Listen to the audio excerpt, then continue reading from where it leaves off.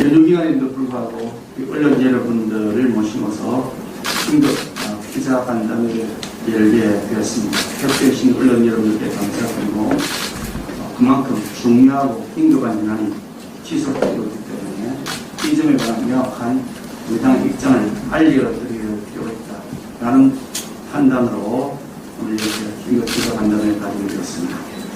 준비된 기자간담회 문안을 읽어드리도록 하겠습니다.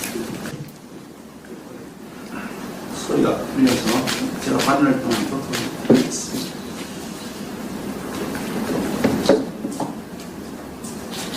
어제 이재명 지사가 민주당 대선 후보로 선출되었습니다만 이재명 지사 스스로 설계자임을 만천하에 떠버린 대장동 게이트 실체를 파헤치는 일은 이제 본격적으로 시작 단계일 뿐입니다. 이 지사에게 참패를 안긴 어제 민주당 3차 선거인단 투표는 대장동 게이트의 몸통이 이 지사라는 것과 손바닥으로 하늘을 가려보자는 거짓말과 뻔뻔함이 더 이상 국민들에게 통하지 않는다는 사실을 웅변하여 준 일대 사건이었습니다. 그동안 우리 국민의힘은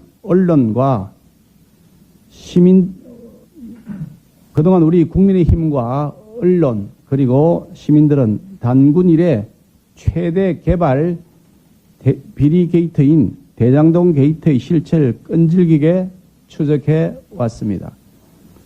서민들의 고혈을 짜내 만든 1조 원 가까운 개발 이익이 시커먼 부정부패 핏줄을 공유한 정치경제 공동체 일원들에게 수혈되었음이 만천하에 드러나고 있습니다.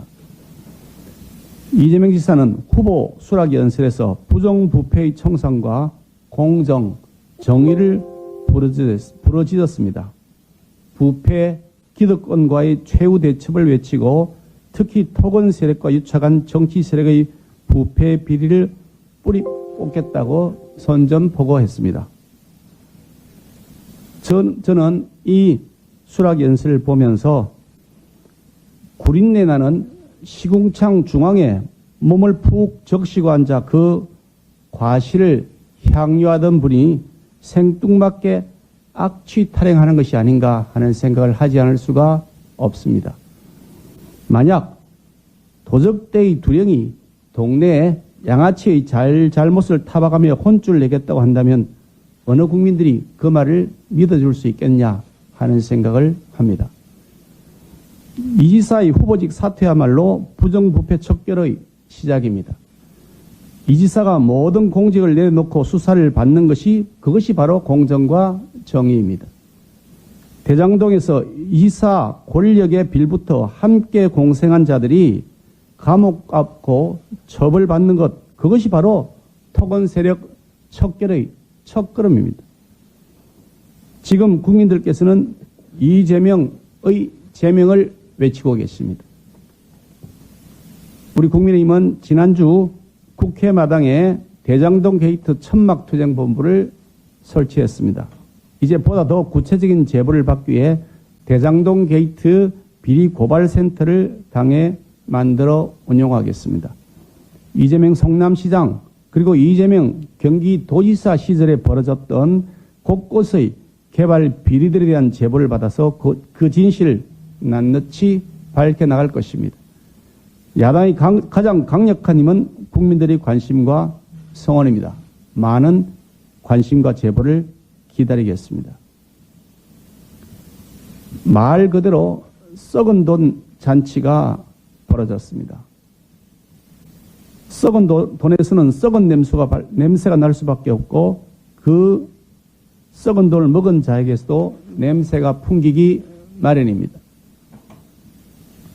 유동규 전 성남도시개발공사 사장 직무대리는 2015년 3월 김만배에게 개발이익 25%를 약속받았고 2020년 10월 그에 상응하는 700억 상당을 요구해서 지급을 약속받았다는 혐의를 받고 있다는 언론 보도가 있었습니다.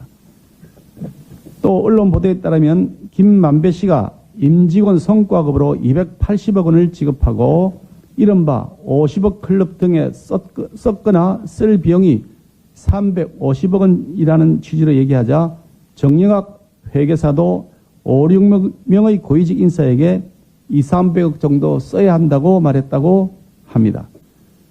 입만 열면 억억 하다가 수백억까지 이르고 있으니 듣는 국민들은 허탈하기 짝이 없습니다. 최윤길 전 성남시의회 의장은 30억 원, 성남시의원은 20억 원이라는 이야기도 나오고 있습니다. 지방의회가 이 정도니 권순일, 박영수는 어떠했겠습니까? 그들 사이에 오고 간 검은 돈의 규모를 짐작하고도 남는다고 하겠습니다. 더욱이 재판 거래 의혹도 있는 권순일에 대해서 검찰은 지금까지 손을 놓고 있습니다. 지금 당장 수사해야 되는 것 아닙니까?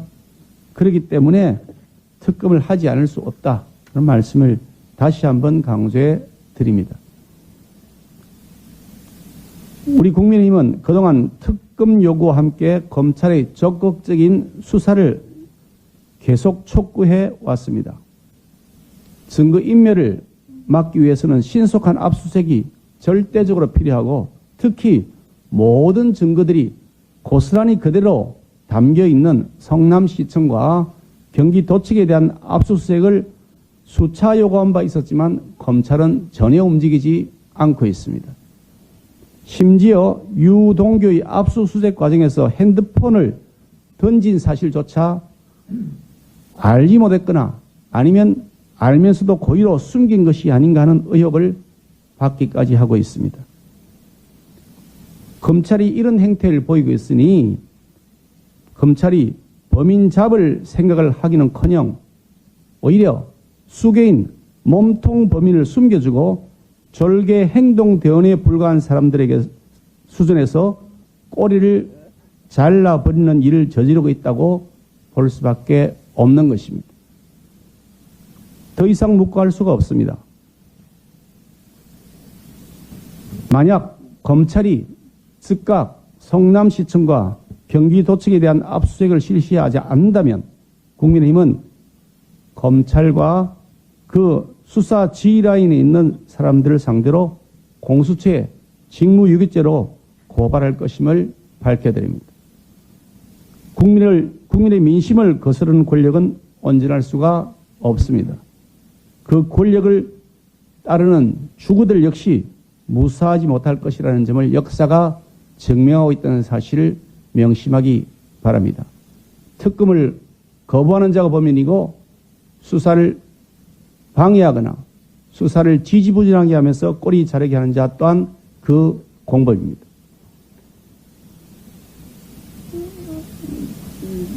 청와대에 따르면 지난 14일 국민청원 게시판에 올라왔던 대장지구 수익금을 주민들에게 반환하고 사업에 대하여 철저한 조사를 해달라는 제목의 게시글이 하루 만인 15일에 비공개 전환되었습니다. 이렇게 국민적 의혹이 커지고 있는 마당에 청와대가 이 중차대한 사항을 비공개로 전환한 저희가 무엇인지 묻지 않을 수 없습니다. 무엇이 두려워서 청와대는 이재명 대장동 게이트 비리에 기꺼이 조력자가 되려고 하는 것입니까? 언제까지 국민의 눈과 귀를 가릴 수 있다고 생각하는 것입니까? 궁색하지 않습니까? 청와대가 나서서 비리를 낱낱이 파헤쳐도 모자랄 판에 국민적 의혹을 제기하는 청원을 비공개로 묵살하는 청와대의 만행을 규탄하지 않을 수가 없습니다. 문재인 대통령은 지금이라도 즉각 철저한 수사를 하여 국민적 의혹을 해소시키라고 지시해야 마땅할 것입니다. 이상입니다.